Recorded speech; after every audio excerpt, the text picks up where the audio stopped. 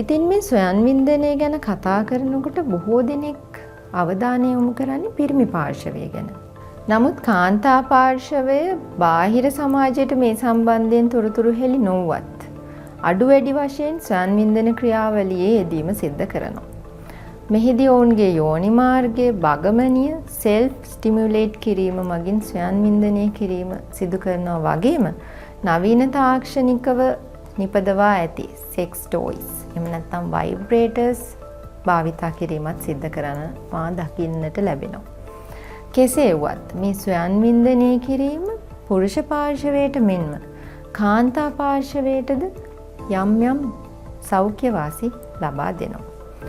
මේ මගින් කාන්තාවන්ගේ මානසික ආතතිය දුරු කිරීම, ඒ වගේම මුත්‍රා ආසාදන තත්වයන් දුරු කිරීම, ගැප් ගෙල ආශ්‍රිතව ආසාදන තත්වයන් වළක්වා ගැනීම, ඔවුන්ගේ ශ්‍රෝණි ආශ්‍රිත මාංශ පේශි ශක්තිමත් කිරීම, හොඳ නිින්දක් ලබා දීම වැනි බොහෝ සෞඛ්‍ය වාසි ලබා දෙනවා.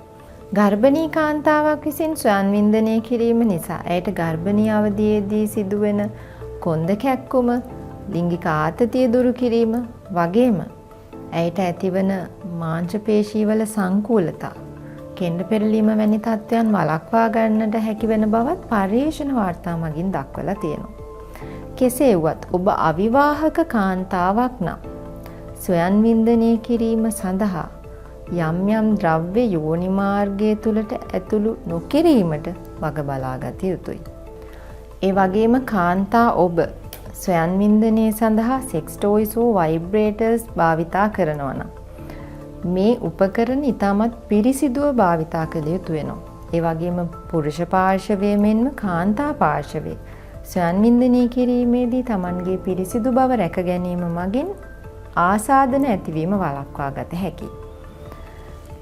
ඉතින් අපි මේ වීඩියෝවෙන් බලාපොරොත්තු වුණේ ඔබගේ ස්වයන් වින්දනය සම්බන්ධයෙන් පවතින මිත්‍යාමත දුරු කිරීමටත් ඔබට ඒ සම්බන්ධයෙන් සෞඛ්‍ය අධ්‍යාපනය ලබා දීමට. ඉතින් මේ සඳහන් කළ කාරණා සැලකිල්ලටගෙන ඔබගේ ලිංගික ජීවිතය යහපත්ව ගත කරන්නට කියලා අපි ඔබට ආරාධනා කරනවා.